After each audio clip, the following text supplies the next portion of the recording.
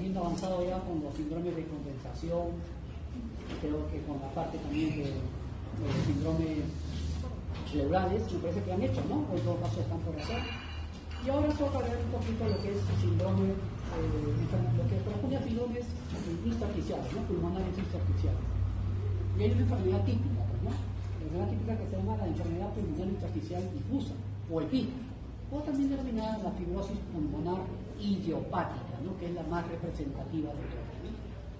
Si bien es cierto, ustedes han estado viendo de repente en los síndromes que les han estado enseñando, cada uno tiene más o menos un detalle semiológico, ¿no? Por ejemplo, en las condensaciones puede ser típico las crepitaciones con el soplo pleurárico, ¿no? En la condensación, ¿no es cierto? Y de repente en los problemas pleurales la egofonía, ¿no? O el soplo pleural, la voz de cabra de repente, ¿no? Típico, ¿no?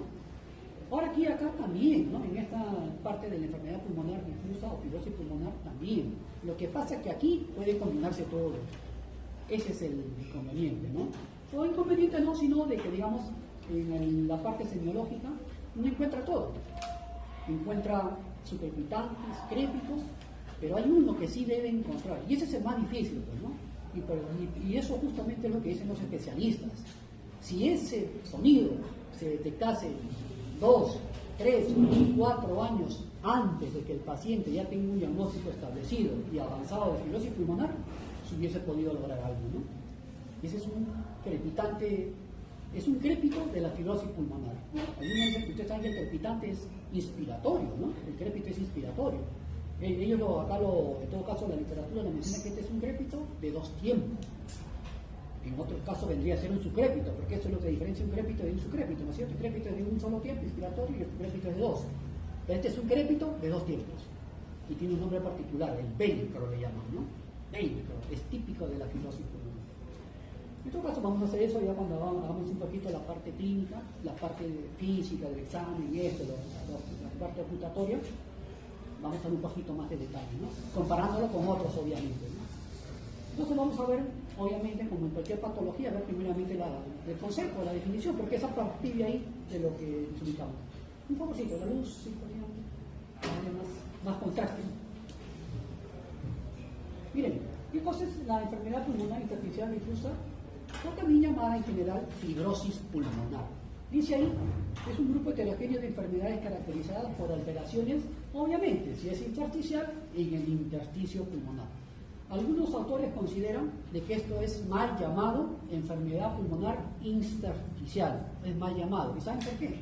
Porque a la larga también compromete la parte alveolar, la parte parenquimal, la parte, es decir, que realiza el intercambio gaseoso, ¿no? También compromete la parte alveolar. Entonces dice que es mal llamado. En todo caso, como parte de su evolución, llega a comprometer a la parte que tiene que ver con el intercambio gaseoso, con el que realiza la función respiratoria propiamente dicha intercambio gaseoso, ¿no? Puede extenderse, dice ahí, a las pequeñas vías aéreas, a los ductos alveolares, bronquiolos terminales, a los vasos sanguíneos y linfáticos acompañantes. Por eso que se dice de que no solamente está restringido a la parte intersticial, ¿no? ¿Cuál es la causa de esta enfermedad pulmonar intersticial o fibrosis pulmonar idiopática? Vean, solamente en el 35% de casos se comprueba cuál es el agente causal. Es decir, que en una gran mayoría no se llega a saber. En un 50 hasta 60% no, nunca se encuentra, por más estudios que se hagan, ¿no? Y un dato, por si acaso, el diagnóstico de enfermedad pulmonar difusa o de fibrosis pulmonar idiopática, que es lo mismo, es un diagnóstico de exclusión. Uno tiene que pensar primero en otras patologías. Vamos a ver posteriormente un cuadro donde, si es que quisiéramos llegar a este diagnóstico, tendríamos que descartar todo eso, porque es un diagnóstico de exclusión. Forma parte de un diagnóstico diferencial, sí, pero hay que pensarlo como alternativa, ¿cierto? Pero otras cosas más comunes tienen que descartarse, ¿no? Vean ustedes ahí, ligeramente mayor en varones, y es una enfermedad obviamente de adultos mayores, ¿no? Actualmente consideran los adultos mayores, antes era a los 60 años, pero ahora como ha aumentado la expectativa de vida a nivel mundial, a partir de los 65 años, ¿no? En todo caso, gente que está entre la cuarta, quinta o sexta década, sobre todo quinta o sexta década, son los más propensos, ¿no? Hay algunos factores potenciales de riesgo, efectivamente, ¿no? Sobre todo para la fibrosis pulmonar idiopática. La exposición ocupacional, por ejemplo. ¿Quiénes? Aquellos que trabajan y digamos, están expuestos a absorber, ¿no?, polvos orgánicos o polvos inorgánicos. Aquellos que trabajan en minas, por ejemplo, las clásicas silicosis, ¿no?, o la neumoconiosis, enfermedades ocupacionales, ¿no?, la clásica asbestosis, por ejemplo, que tiene que ver con el cáncer de pleura, mesotelioma, ¿no? Entonces, todos esos pacientes o esas personas que están expuestas tienen un grado. ¿Qué más dice ahí? Vean ustedes ahí. Pantalla de alergenos específicos, antígenos inhalados, agentes ambientales, y por acá mencionan al tabaco. Mira, ¿alguien fuma acá? No me digan que nadie. ¿Toman? ¿Tampoco? ¿Están aburridos de su vida? Entonces, bueno, se puede pues, fumar, se puede tomar, pero con moderación. En todo caso, yo acepto un traguito, ¿eh?, pero cigarros sí no. Porque hay que saber todo lo que produce. Pues, ¿no? Ya le harán su clase de neoplasia pulmonar cuando estén ahora o en medicina 1. Van ustedes a ver los 255 tóxicos que se están aspirando, ¿no?, hasta el momento, y muchos de ellos neoplásicos, ¿eh?, ya comprobados neoplásicos, ¿eh?, y todo por una simple pitadita, como dicen, ¿no? Hay que saber para darse cuenta, pues, ¿no?, y para enseñar también, ¿no?, porque el médico tiene que dar ejemplo de esta manera, ¿no? El tabaco, dicen que está altamente arruinado. Algunos dicen de que no, ¿no? Porque dicen, no, porque yo siempre toda mi vida no tiene nada, ¿no? Pero en algunos que están predispuestos, más o menos, que en ellos se puede, digamos, desarrollar más rápidamente. Infecciones, algunas desarrolladas, sí, el Epstein-Barr, por ejemplo. Este virus de Epstein-Barr tiene una múltiple forma de multiplicarse. Este es el virus que tiene 1000 caras, como la otra bacteria que tiene 1000 caras. ¿Se acuerdan cuál es esa? TBC. La TBC. Este es el virus que te simula todo, ¿eh?, de hepatitis, te puede simular todo, incluso enfermedades autoinmunes te puede simular, así como la TB como ejemplo bacteriano también te simula todo, tiene 1000 caras de presentación, ¿no? Los adenovirus también, el virus de la hepatitis C también dicen, y algunos dicen que está relacionado al reflujo gastroesofágico. Recuerden que el contenido gástrico es ácido, el paciente al regresárselo se lo aspira, se lo envía a la tráquea, a bronquios, y eso está constantemente irritando la parte del epitelio respiratorio, y tiene que ver, dice, con la digamos, en algunos pacientes se ha visto involucrado con el desarrollo de cirrosis pulmonar, ¿no? Pacientes con enfermedades colágeno-vasculares, drogas y citostasia. Esto vamos a ver en un cuadrito posteriormente. Y aquí está la clasificación, miren. Hay neumonías intersticiales idiopáticas, idiopáticas, no se sabe cuál es la causa. De causa conocida o asociadas a otras enfermedades, y primarias o asociadas a otros procesos no bien definidos. Entonces aquí, ya en forma más ordenada, vean ustedes ahí las neumonías intersticiales idiopáticas, que bueno, estos generalmente nunca se hacen por descarte, ¿no? Por descarte, una vez que ya se ha descartado todo lo demás, y bueno, ya se tiene que asumir un diagnóstico en base a algunos criterios, ¿no?, biópsicos sobre todo. De causa conocida, miren, enfermedad del colágeno. ¿Cuál? Lupus. Típico, esas mujeres que tienen lupus, mujeres jóvenes, hacen compromiso respiratorio. Tipo EPID, tipo enfermedad pulmonar intersticial difusa. ¿Qué particularidad tiene? Es una neumonía que empieza en las bases pulmonares, lóbulos inferiores, y de ahí va ascendiendo. Afecta predominantemente los lóbulos inferiores. En mujeres, en personas que tienen enfermedades esclerodermias, también ven ustedes ahí, en aquellos que tienen artritis reumatoide, en el que tienen el síndrome de Sjögren. ¿Se acuerdan del síndrome de Sjögren? O síndrome seco también se llama, ¿no? Ojo seco, boca seca. También hacen compromiso pulmonar intersticial. Entonces, ustedes se dan cuenta, son aquellas enfermedades reumatológicas, por eso que se llama la vasculitis reumatológica, ¿no? Vasculitis pulmonares que tienen un fondo reumatológico. Por fármacos también vean ustedes ahí, la amiodarona, por nitrofurantoína. La amiodarona es un antiarrítmico, ¿no?, frecuentemente usado. La nitrofurantoína es un antibiótico que se usa para infecciones de vías urinarias. A veces se usa en gestantes, obviamente porque tomen una no, pero su uso repetido puede generar también, ¿no? Dice acá, bueno, hay por otros tipos de inhalación de polvo, vamos a verlo acá, y por enfermedad hereditaria, ¿no?, que tienen que ver con esta enfermedad. Vamos a ver. Entonces, vean, causas asociadas, no solamente la vasculitis, que pueden estar asociadas a, si quieren, ahora no importa, normal, ¿no? Las vasculitis que pueden estar asociadas a enfermedades mixtas, de tejido conectivo, lupus, AR, síndrome de Sjögren. También hay otros tipos de vasculitis, miren, por ejemplo, de la neumatosis Wegener, Churros-Strauss y la arteritis de células gigantes, es decir, vasculitis de células que compromete células grandes, de células gigantes, y compromete células pequeñas. Estos también tienen otras manifestaciones, no solamente pulmonares, ¿no? También tienen compromiso renal. Chule Strauss, por ejemplo, tiene compromiso también renal. El paciente viene con hematuria. Con hematuria y pueden hacer hemorragia alveolar a consecuencia de este PIC, ¿no? Fármacos conocidos también, los que tienen artritis, por ejemplo, metotrexato. Cuando ya evolucionaron, ahora esto se indica como primera línea de tratamiento, ¿no? Los que tienen AR, ya esto ha pasado la primera línea de tratamiento, ¿eh? Sobre todo cuando se diagnostica en gente joven y cuando tiene criterios de mal pronóstico, aumento rápido del péptido, ¿no? Citraminado, de factor reumatoideo, desviación, ¿no? de deformación de manos rápidamente, indicado rápidamente, ¿no? Porque tiene efectos secundarios que puede provocar un EPIC, ¿no? Azathioprina, que es otro tratamiento inmunosupresor, y aquellos que están en radioterapia. Y en otras enfermedades también, vean ustedes ahí, enfermedad de Crohn, cirrosis biliar, enfermedad celíaca, y en otras que son un poquito más raras, ¿no? Causas conocidas, asociadas también, enfermedades hematológicas, la púrpura trombocitopénica autoinmune, la hemolítica autoinmune, cuando dan aquellos trasplantados de médula ósea, infecciones. Y miren quién está acá. ¿Quién está ahí? TB. Está metido acá. Otra vez, para variar, está metido acá. Está metido en todo. Por eso, esta es otra de las formas. Por eso que la TB no tiene un patrón radiológico característico. No tiene. Placa normal de cada 3 cruces. O sea, por eso que dicen que esta TB tiene indicar. Mire, el SIDA. ¿Qué tiene que ver el SIDA acá con el EPIC? Efectivamente, una de las infecciones oportunistas en los pacientes que están en la etapa SIDA, no es lo mismo estar infectado que estar en la etapa SIDA, ¿no? ¿Se ubican ahí? El que esté infectado se contagia hoy día.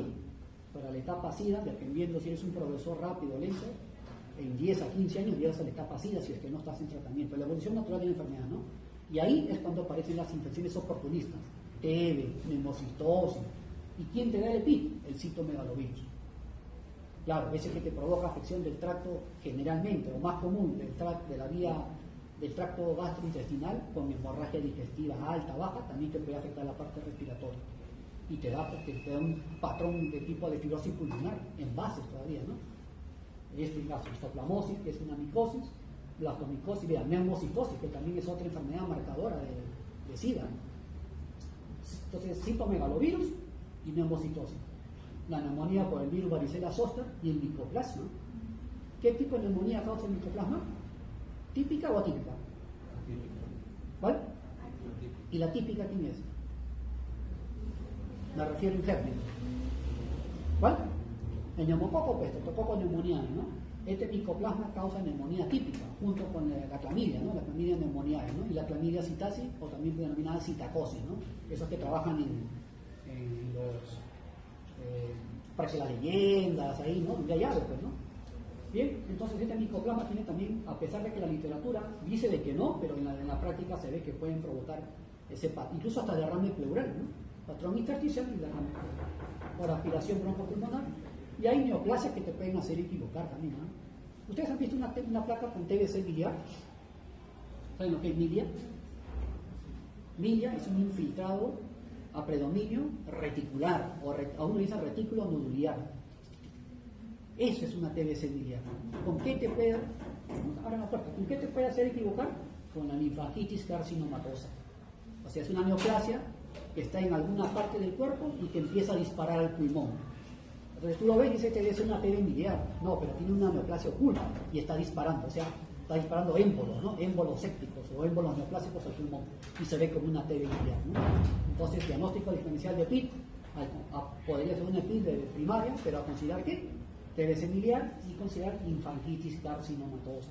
Cuando vean una TBC biliar, y sobre todo los que están rotando en el polituname y los que vayan a dar examen con el doctor, dice cuál es el diagnóstico diferencial de una TBC, te muestra una placa y te dice, ¿qué es esto?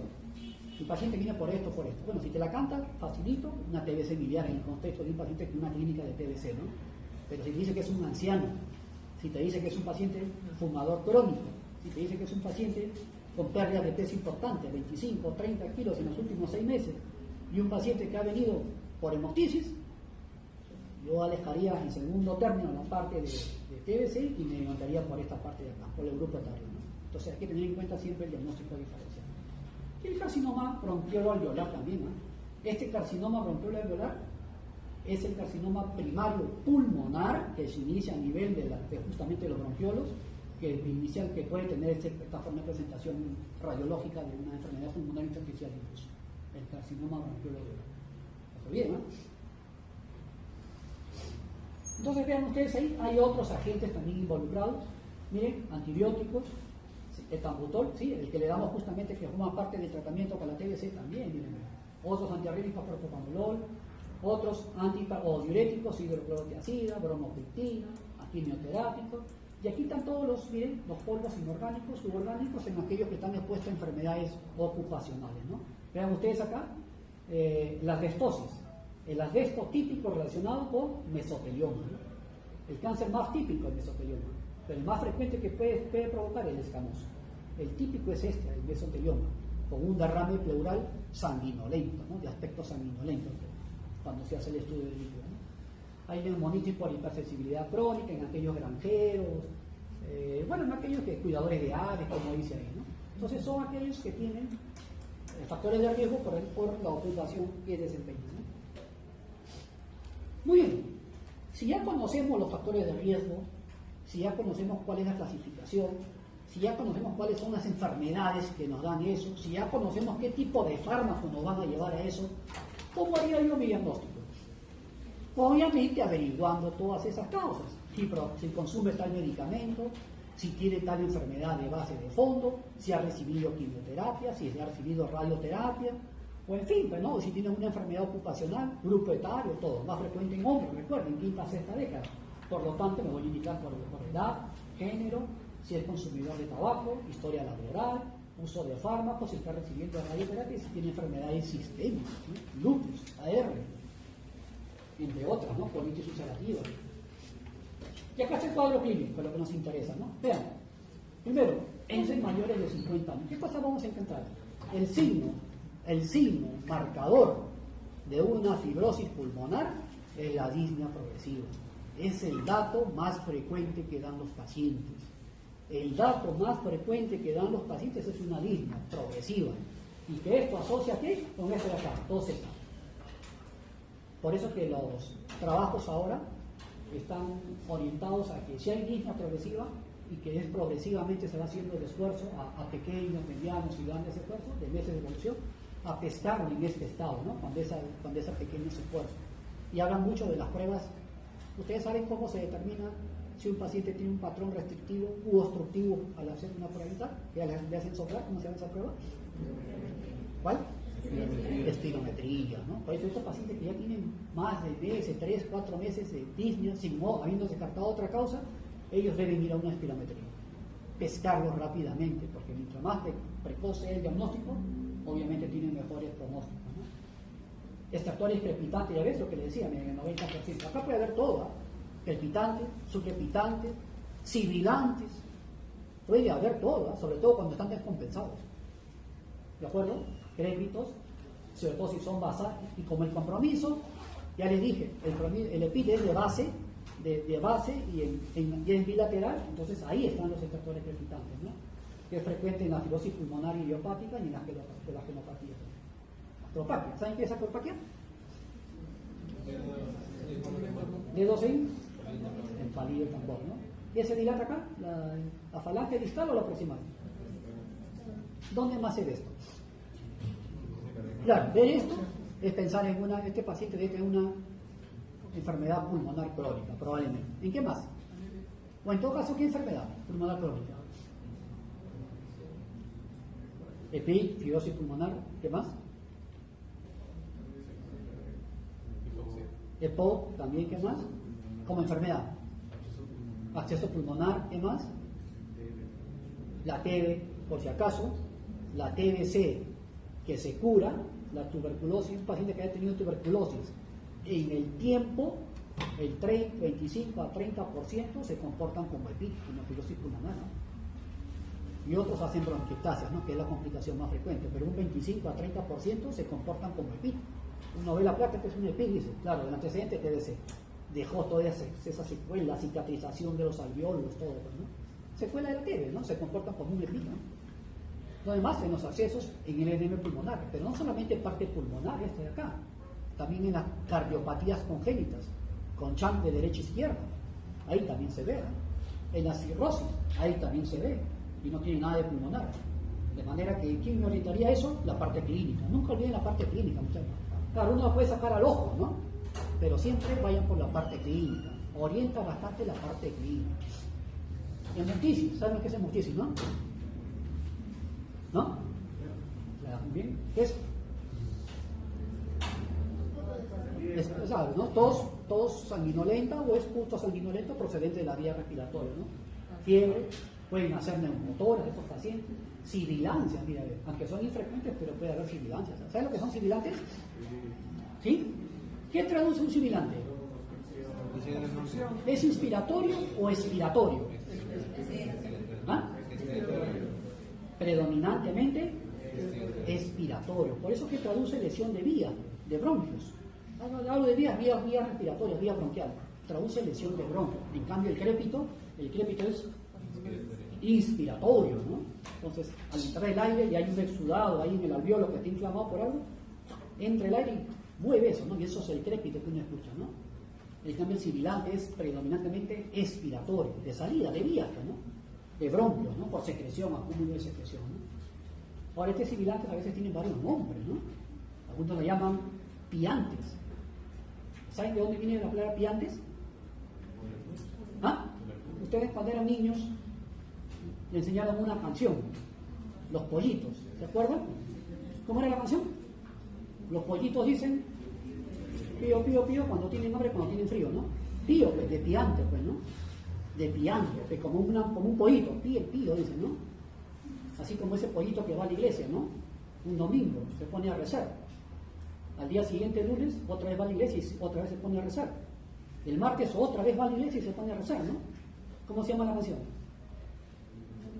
Es de Juanes. A Dios le pido, ¿no?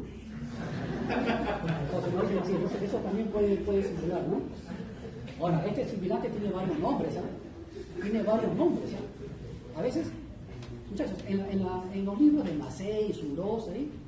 La clasificación de los estertores no han clasificado, ¿no? Sibilantes continuos, discontinuos. Por ejemplo, los discontinuos crepitantes, ¿no? Los crepitantes y los discontinuos, sibilantes y roncos. Otros dicen que los roncos forman parte de los sibilantes y los roncantes. Es muy variable, ¿no? Uno tiene que hacer, primero identificarlo y segundo con qué patología, con qué clínica está, ¿no? Porque incluso a estos sibilantes le llaman, ¿qué significa sibilancia? ¿Qué significa? ¿Ah? Silbido. ¿Y en inglés cómo se dice silbido? En inglés. ¿Ah? Wheezing. Algunos le llaman sibilante wheezing, ¿no? Y por si acaso no es wheezing ni Yandela, entonces lo llaman wheezing. Pero el wheezing, ¿sabe cuál es la definición? Le dicen que el wheezing es de tráquea. Cuando hay obstrucción a nivel traqueal, cuerpo extraño, estenosis traqueal. Así como a nivel laringio, que hay un tumor a nivel laringio, un cuerpo extraño ahí, que provoca un sonido. ¿Cómo se llama eso? ¿Ah? Cornaje. A nivel traqueal que provoca un sonido cornaje, el wheezing. Y después están los otros. Pero son interpretaciones de cada autor, ¿no? En todo caso hay que tratar de identificarlo auscultatoriamente, ¿no? Y ver el contexto del paciente, ¿no? Por si acaso un enema de pulmón también te puede dar sibilancias, ¿eh? Que es un paciente que tiene enema de pulmón que ha hecho metástasis a los ganglios y esos ganglios están comprimiendo los bronquios. Silba también, pues, ¿no? Entonces hay que ver el contexto siempre, pues, ¿no? La historia clínica orienta bastante, ¿no? Obviamente, y estos pacientes que tienen EPID generalmente hacen otros signos asociados, ¿no? Recuerden que los que tienen EPID van a la hipoxia y secundariamente a la hipoxia, ¿qué hacen? Vasoconstricción pulmonar. Y al hacer vasoconstricción pulmonar, ¿hacen qué? Hipertensión pulmonar, con repercusión hacia el lado derecho del corazón, ¿no? Que empieza en el izquierdo con hipertensión pulmonar, con repercusión hacia el lado derecho. Signos de corazón derecho, hepatomegalia, insuficitación yugular y edema. Eso se denomina como cor pulmonar. Cor pulmonar. Eso se denomina así, ¿no? El cor pulmonar. ¿Perdón? Entonces vean ustedes acá, pero el EPID, y como hay diferentes causas, digamos, pueden tener otras manifestaciones extrapulmonares, aparte de la que hemos visto, ¿no? Por ejemplo, puede haber afectación dérmica en la forma del eritema nodoso. ¿En cuál, por ejemplo? En enfermedades del colágeno. ¿En cuál, por ejemplo? En la AR, artritis, en la dermatomiositis. Sarcoidosis. ¿Saben lo que es la sarcoidosis? ¿Saben lo que es sarcoidosis? ¿Qué es? Es una enfermedad de carácter autoinmune. En realidad es de forma sistémica. De repente algunos de ustedes, conforme avancen sus estudios, o cuando hagan una especialidad o un posgrado, van a ir a parar a Europa, van a irse a España. En España hay bastante sarcoidosis. Y para ellos, la TBC del Perú o la TBC de América Latina es la sarcoidosis de ellos. Tiene el mismo cuadro clínico de la TB, tiene el mismo patrón radiológico de la TB. Entonces, es la TB de Europa, es la tuberculosis de Europa. Puede haber afectación ocular en quién, en el Sjögren, es típico, ¿no? Pero también en la sarcoidosis, miren, en el lupus también, en la forma de uveitis, queratoconjuntivitis, en fin, ¿no? Afectación musculoesquelética, aparte de tener un EPIC, tiene afectación miositis, artritis, ¿no? Afectación ósea, neurológica, el cual, por ejemplo, enfermedades del colágeno, sarcoidosis, está metido en todo, sarcoidosis, está metido en todo, miren. Afectación digestiva, hepatitis esplenomegalia, disfagia, como diarrea crónica, sarcoidosis. Afectación cardíaca, miocardio y pericardio, sarcoidosis. Eso te abarca todo, como una TB multisistémica, ¿no? Entonces, de repente acá no hay ningún, al menos no hay ningún caso reportado, ¿no? Porque tendría que venir de Europa el paciente, ¿no? No hay ningún caso reportado de sarcoidosis, ¿no? Bien, entonces estas son manifestaciones que se pueden ver extrapulmonares, ¿de acuerdo? Y acá está lo que nos interesa, ¿no? La semiología. Ustedes saben que lo normal, ¿cuál es? Que el murmullo vesicular se escuche, ¿sí o no? ¿Sí o no? Cuando uno escucha a un paciente, lo normal es que el murmullo vesicular toma, respira, pum, se escucha, eso es normal. ¿Y cuál es lo normal? Que esté disminuido o esté abolido. El murmullo, disminuido o abolido. Y eso puede acompañarse de vibraciones vocales disminuidas o vibraciones vocales aumentadas. ¿En cuándo se acompaña de murmullo disminuido con vibraciones vocales aumentadas? Cuando hay condensación o consolidación. Hasta ahí todo claro, porque a todos les han enseñado eso, ¿no es cierto? ¿Y cuándo se acompaña de murmullo vesicular disminuido o abolido con vibraciones vocales también disminuidas? Cuando entre el pulmón, el parénquima y la pleura se interpone o bien agua en la forma de derrame pleural o bien aire en la forma de neumotórax, ¿no? Con sonido de matidez en el caso del primero y sonido de timpanismo en el otro. ¿Hasta ahí todo claro? ¿Sí? Ahora, obviamente, cuando hay consolidación, que vamos a encontrar soplo tubárico con la onomatopeya de ¿no? ¿No? Respira. Suena ahí, ¿no? Al respirar el paciente, ¿no? Y el soplo anfórico. ¿Qué sonido tiene este soplo anfórico? ¿Dónde se ve eso? Cavidad, ahí acá, con bronquio permeable, ¿no? El soplo anfórico. O soplo. ¿Recuerdan del ánfora? ¿Cuándo hay qué? Soplo anfórico. ¿Qué timbre tiene esto? El timbre. Metálico, pues, ¿no? Soplo anfórico, timbre metálico. ¿En qué patología? En el neumotórax, pues, ¿no? Neumotórax. Y acá están las sibilancias, los silbidos, pitos, bueno, que se ve que el asma, el cuerpo extraño, los roncos. Y acá está lo que les digo, chicos, los crepitantes o estertores, que pueden ser gruesos o pueden ser finos, tipo velcro. Esto es lo que se encuentra en la fibrosis pulmonar. ¿Qué cosa es el velcro? Dice la literatura que es un crépito de 2 tiempos, cuando el crépito por definición es de 1, ¿no? En realidad, la verdad, a veces, les soy sincero, yo no lo he escuchado, no me ha confundido, ¿no? He tenido al paciente ahí con fibrosis pulmonar, con tomografía, radiología, con prueba espirométrica, tiene todo por eso, pero te hace confundir, porque puede haber de todo. ¿Te parece crépito? ¿Te parece subcrépito? Sibilante, tiene de todo el paciente, ¿no? Pero bueno, en todo caso, un poquito hay que entrenar, ¿no? Entrenar y saber reconocer, más o menos orientarnos, ¿no? Entonces no se olviden, velcro en enfermedades intestinales. Ese es el estertor típico, ¿no? Aquí están. ¿Cuál sería cuando ustedes hacen su examen físico? ¿Cómo verían al paciente? Sería un paciente que dijimos, de la quinta, sexta década, ¿qué más? Probablemente con antecedentes de exposición ocupacional, probablemente tabaquista, probablemente con una enfermedad de fondo autoinmune, en fin, pero se vería un paciente adelgazado. Como va a fibrosis, va a disminuir su capacidad ventilatoria, su capacidad inspiratoria, va a entrar en insuficiencia ventilatoria y posteriormente en insuficiencia respiratoria. El día de mañana seguramente el grupo que va a exponer va a reventarlo seguramente cuando haga la explicación de insuficiencia respiratoria, ¿no? Mañana en el seminario. Ahí van a explicar cómo es una ira tipo 1, cómo es una ira tipo 2, ¿no? Esta fibrosis pulmonar, ¿qué cosa hace? ¿Ira tipo 1 o ira tipo 2, ¿no es cierto? Entonces, eso es lo que un poquito, o mañana no, el sábado, ¿no? El sábado en seminario, ¿no es cierto? ¿Y qué encontrarían a la palpación en un paciente con fibrosis pulmonar? ¿Cuál es la finalidad de la palpación? Ver, o si no, palpar, ¿qué? Amplexación y vibración. Amplexación y vibración. ¿Cómo estarían acá? Disminución de las vibraciones vocales, ¿no? Y disminución de la transmisión de la luz, de la transmisión de la voz, la luz. Acá está la percusión. En la percusión, ¿qué hay? Disminución de la sonoridad. ¿Por qué? Porque todo entra en intersticio, en fibrosis. Se comporta, ¿no? Se comporta como un sonido, digamos, casi como una condensación, aunque no es condensación, ¿no? Y acá, ¿qué van a encontrar en la puntuación? En estos focos que están acá. Acá está la doctora Chilo que va juntando, creo. ¿Qué van a encontrar ahí? ¿Ah? Murmullo vesicular disminuido, pues, ¿no? Y acá está, de los estertores discontinuos tipo velcro. También se le llama celofán o crackles. Dicen, ¿saben cómo es? Dicen cómo es la onomatopeya, dicen, es como una pega-pega. ¿Ustedes han usado zapatillas con pega-pega alguna vez? O los niños así con pega-pega. Ya, despeguen eso. De un tiro despeguen. Bueno, tienen que escucharlo ahí. Dice que esa es la onomatopeya, dice, ¿no? Al despegar un pega-pega, dice, ¿no? O un celofán, ¿no? O un crackle, ¿no?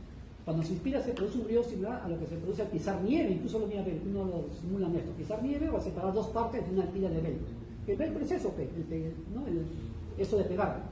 Se escuchan sobre todo el final de la inspiración y no desaparecen con la tos.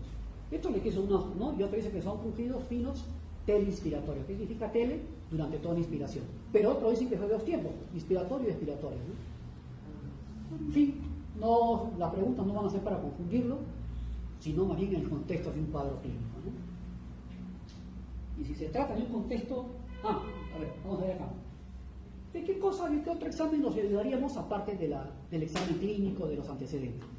Nos va a ayudar la plaquetórax, pues, obviamente, ¿no? ¿Por qué? ¿Cuál es su utilidad? Para el diagnóstico y para el seguimiento. El 90% presenta alteraciones. Ya dijimos que bilateral de bases y bilateral, vean acá, intersticial bilateral de bases, ¿no? Y a veces simétrico, mira, esto es lo menos infrecuente, lo más común es que sea bilateral.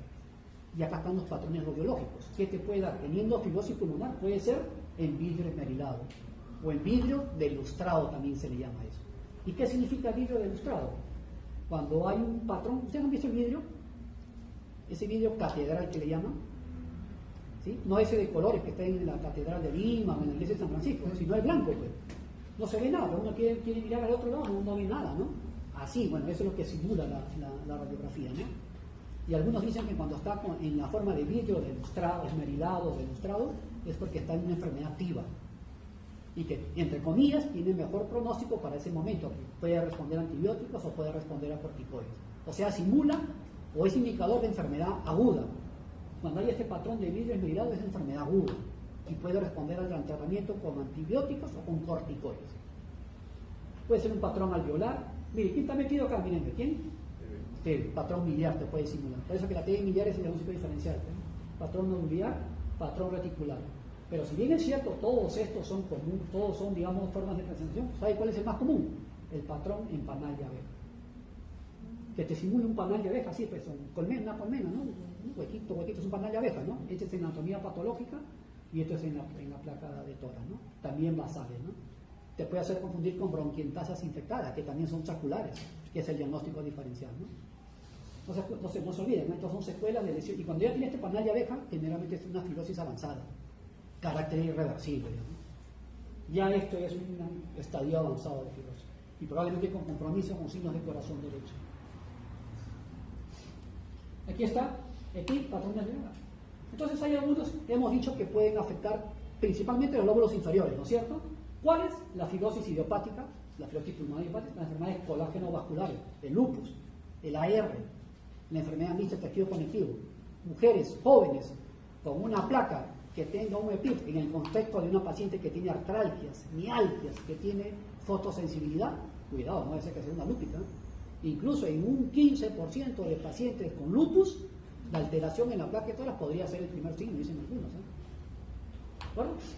¿De ¿Y quiénes afectan probablemente los lóbulos superiores? Las granulomatosas, las ocupacionales, silicosis, beriliosis, ¿no? Por carbón, pero también por ahí las que son por fármacos amiodorona, ¿no? Sales de oro, por eso lo prohibieron, pues, porque daba un patrón intersticial, por eso es que prohibieron las sales de oro que antes se usaba en la ARP, ¿no? Entonces, para que no se olviden, hay enfermedades que te van a dar afectación del lóbulo superior y hay digamos, enfermedades que te van a dar un patrón obstructivo, ¿no? Entonces, acá tiene que, sobre todo las mujeres tienen que acordarse del fitness y sin sal. ¿Qué significa fitness? ¿Qué es el fitness? ¿No tiene que ver nada con el ejercicio, eso? ¿Gimnasios, algo así o no? ¿Qué cosa es fitness, ah? En todo caso, acuerden el mnemotécnico nomás, ¿qué significa ese? De fibrosis y de histiocitosis, de tuberculosis, todo esto te va a dar afectación del lóbulo superior. Fitness no tiene nada que ver con eso de gimnasios, ejercicios. ¿Hacer fitness o no? No sea. ¿Nadie va al gimnasio acá? ¿Ah? Bueno, y sin salpe. Bueno, en todo caso, hacer ejercicio y comer sin salpe, ¿no? Sin glucosis, histiocitosis, está metido de todo acá, ¿no? En todo caso, para buscarle una relación, ¿no? Siempre hay que tratar de relacionar o buscar algo fácil de acordarse, ¿no? Ajá. ¿Y nos puede servir la tomografía de alta resolución? Sí, la radiología es orientadora, pero te puede hacer confundir, ¿te acuerdas? Te puede dar TB biliar, te puede dar bronquiectasias, te puede hacer confundir. Entonces, ¿cuándo hago yo una tomografía? Mire, tiene más sensibilidad, 90%. ¿Cuándo hay una placa de tórax anormal o no es muy concluyente? Sospechosa la plaquita de tórax, pero no es muy concluyente, ¿no? Entonces, ¿qué cosa tiene? Mayor sensibilidad que la placa de tórax para detectar afectación intersticial, orientar el diagnóstico y establecer pronóstico y son la más adecuada para intentar una biopsia, ¿no? Puede ser patrón reticular o en vidrio esmerilado. Y esto que le dije, ¿no? Revela inflamación. Y esto, al haber vidrio esmerilado, puede predecir una respuesta favorable al tratamiento. Como criterio diagnóstico de utilidad en fibrosis, asbestosis, entonces acá está el patrón, miren ustedes ahí, patrón en bases, en vidrio esmerilado o delustrado y patrón en panal de abejas, ¿no? Bien, acá está la fibra, toda esta distorsión que causa, este es el panal de abejas típico, ¿no? Aquí hay una plaquita que ya impresiona un poquito acá en vidrio delustrado o algo, aquí en la tomografía, vean, distorsión, bronquiectasias por tracción y panalización, imagen en panal de abejas acá, ¿no? Vistas en la tarjeta, ¿no? Típico de la fibrosis pulmonar. ¿Otros exámenes me pueden ayudar? Sí, ¿cuál? La fibrobroncoscopía. Y a partir de ahí hago lavado bronquial. ¿Y eso saben para qué sirve? Para descartar que no hay un cuadro infeccioso, para excluir TB, neumocistosis, bueno, otras causas, ¿no? En base a estos criterios de acá. Para observar cambio en la celularidad, mayor utilidad para descartar infección o neoplasia y respuesta para predecir respuesta a esteroides y sobrevida, ¿no? Recuento celular o algún tipo de estirpe celular aumentado, ¿no? Orientativo en qué, por ejemplo, si veo una de neutrofilia acá que predominan los neutrófilos en estas células, me orienta a fibrosis. Si veo cuerpo de asbesto, casi el diagnóstico de asbestosis, pues, ¿no? Y si veo este cociente, CD4 sobre CD8, digamos más de 1, neumonía por fármacos, esto, ¿no? Y también para orientar la biopsia transbronquial con el procedimiento, ¿no? Prueba de función pulmonar, así es, con la espirometría. Acá, chicos, no vamos a entrar al detalle de cómo se hace, quiero que se aprendan esto nomás. ¿Cuál es el tipo de patrón predominante en una fibrosis pulmonar que lo diferencia del EPOC? ¿Cuál es el tipo predominante de restricción o de función pulmonar que lo diferencia del EPOC? En la EPID o fibrosis pulmonar es patrón restrictivo y en el EPOC su mismo nombre lo dice, enfermedad pulmonar obstructiva crónica. El patrón espirométrico de una fibrosis es restrictivo, el patrón espirométrico de un EPOC es obstructivo. ¿Qué cosa hay? Reducción de los volúmenes y capacidades pulmonares, la capacidad pulmonar total, la residual funcional y el volumen residual. Disminución de la difusión del monóxido de carbono, ¿no? Y bueno, obviamente al final todo esto conlleva una distensibilidad disminuida por el grado de fibrosis, ¿no? ¿Bien? Estamos con esto. Y aquí está la gasometría, el AGA, ¿no? Clásico AGA. ¿Qué cosa hay? Hipoxemia, aumento de la gradiente, hipercapnia en estadios avanzados, empiezan a retener CO2. ¿De acuerdo? Y es frecuente de saturación durante el ejercicio. Quiero que se acuerden de esto, vamos. Este es el AGA típico de un paciente con fibrosis pulmonar. Aparte de hacer hipoxemia, cuando avanza van a hipercapnia. ¿Saben qué significa hipercapnia? ¿Saben qué significa hipercapnia? Cuando aumenta él, ¿y qué cuadro clínico te da? el CO2 entra en un trastorno ácido base que se llama acidosis respiratoria, porque el CO2 es un ácido, y es un ácido que difunde, atraviesa la barrera hematoencefálica y provoca somnolencia. El paciente está en lo que se llama encefalopatía hipercámica, trastornos sensorios, oporosos, tal. Muy bien, chicos, ¿han entendido la clase? ¿Todo claro? Puntos claves, quiero claro ya, de PIC. Hay que hacerlo en 2 horas y en 3 clases por lo menos, ¿eh? Pero ese es para nivel para residentes, pues, ¿no? O sea, ahorita ustedes tienen que primero lo básico. Hay que empezar poco a poco, pues, ¿no? ¿Más o menos ha quedado alguna vez conceptos claros? ¿Tienen alguna pregunta? ¿Queja? ¿Duda? ¿Reclamo? Ninguna. ¿Han entendido? O sea que se les puede hacer algunas preguntas. Y si se les puede hacer algunas preguntas, ¿quién viene? ¿Quién viene? ¿Ah? Ah, no, un ratito, todavía no viene. En todo caso, laboratorio.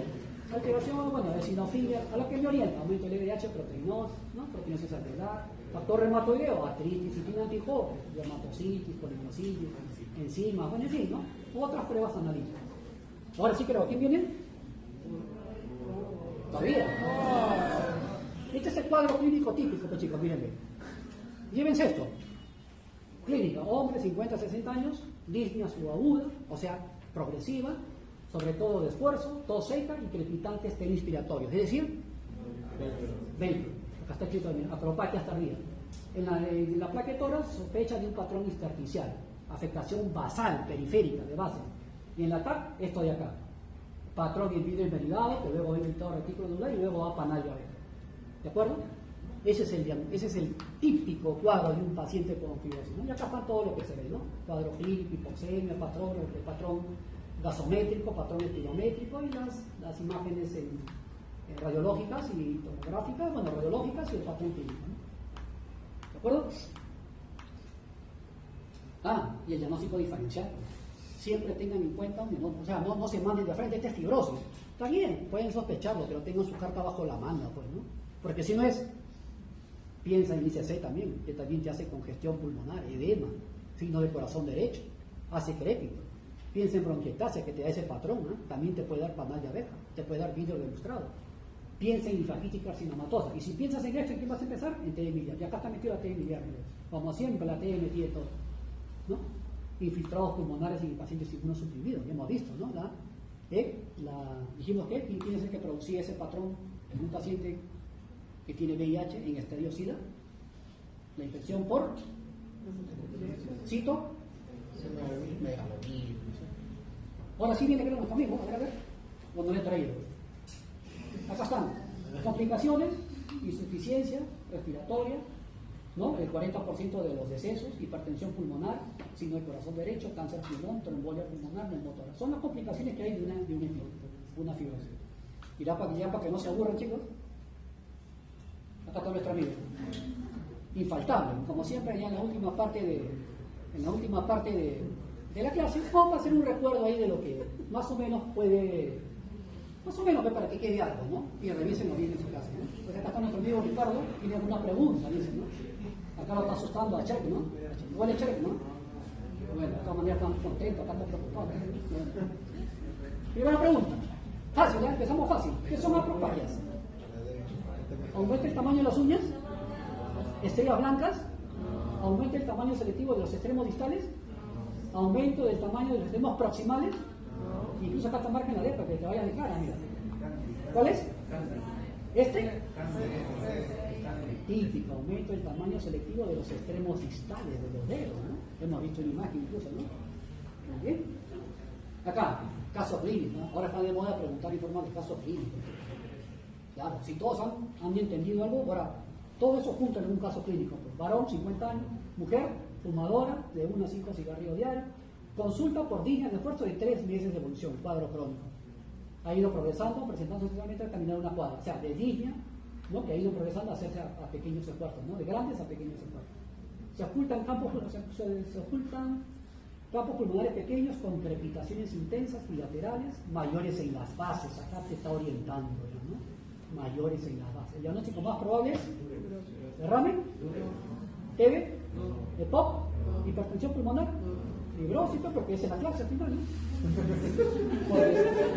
Por descarte, no sabes. Acá lo quiero ver. La connotación de encontrar patrón en vidrio esmerilado, ¿qué sugiere esto? ¿Derrame pleural? ¿Resolución o qué sugiere? Está activo, por eso que pueden responder a los antibióticos o a la corticoterapia, ¿no? ¿No le dije eso ahí? En una partecita.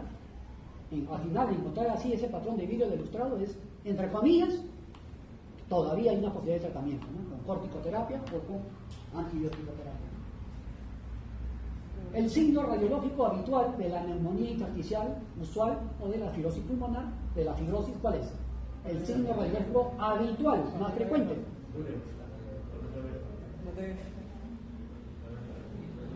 Depende, si está activo bueno, una neumonía crónica, ¿no? Se refiere que es crónica, no menciona nada, ¿no? Pero típico, ¿cuál es? De entre todos los patrones que le mostré, ¿cuál es el más común? ¿No? Patrón inflamal diabético, ¿no es cierto? Muy bien. Acá, presentan en su mayoría, en su fase aguda, un patrón radiológico en vidrio esmerilado. ¿Qué patología? En su fase aguda, un patrón radiológico en vidrio esmerilado. ¿Cuál? La fase con este es crónico, por descarte. Y eso es lo que le dije, no le dije que el paciente con VIH, cuando está en la etapa SIDA, una de las formas de presentación de la neumonía es neumonía por citomegalovirus, que trae este patrón, vidrio esmerilado. ¿Se acuerda que les hice un comentario? Claro, los pacientes te pueden dar esto. Pueden hacer neumocitosis también, pero la neumocitosis es el patrón en alas de mariposa, que simulan insuficiencia cardíaca. Pero cuando es el vidrio esmerilado y es un paciente inmunosuprimido, hay que pensar por infección por citomegalovirus. Neoplasias que se relacionan con mayor frecuencia con vidrio esmerilado, también lo dijimos, ¿cuál es? O por ahí está escrito. Carcinoma, metastásico, células en avena, escamo celular, ¿cuál? Bronquiolo alveolar, ¿no? También se relaciona con vidrio. Es una de las formas que se puede presentar, ¿no? Muy bien. Miren, y este es típico, ¿eh? Y acá sí ha salido, mira, ha salido marcado, bueno. O no sé, dependiendo. Paciente, 50 años, presenta plaquetoras, patrón intersticial, instaurado tras una clínica de línea de meses de duración. Se le hace una broncofibroscopía con biopsia que muestran granulomas, que puede mandar al desvío, mira, debe ser TB, puede decir uno, ¿no? El lavado bronquial alveolar demuestra predominio de linfocitos. Crónico, o sea, debe ser TB también, ¿eh? Con un predominio de linfocitos T, todavía incluso debe ser TB, con un predominio de T tóxicos supresores. El diagnóstico más probable, efectivamente, en la neumonía. ¿Qué cosa es? ¿Qué pensarían? ¿Está bien marcado esto? ¿Será esto? ¿Será esto? Y ahí se estaría para ustedes, ¿eh? Eso es lo bonito, pues chicos. O sea, es lo bonito que ustedes averigüen. Total, uno de esos es. Ahí está la respuesta. Fácil, leo. Muy bien, muchachos. Ahora sí, de verdad, espero que haya quedado algo. Puntos claves, obviamente. Hay que hablar mucho sobre fibrosis pulmonar, pero lo que interesa es los puntos claves, ¿no? Como se dicen los tips, ¿no? El resto está escrito, ¿no? No hay ningún descubrimiento, ¿no? Por ahí algunos avances en el tratamiento, pero nada. Hasta ahora, el que le da fibrosis pulmonar, promedio de vida 2 a 4 años, ¿eh? Desde su diagnóstico, lamentablemente es así. No hay nada que haya demostrado, excepto calidad de vida, oxígeno terapia, excepto para calidad de vida, pero no para curar. Muy bien, chicos, les agradezco por su atención. Gracias.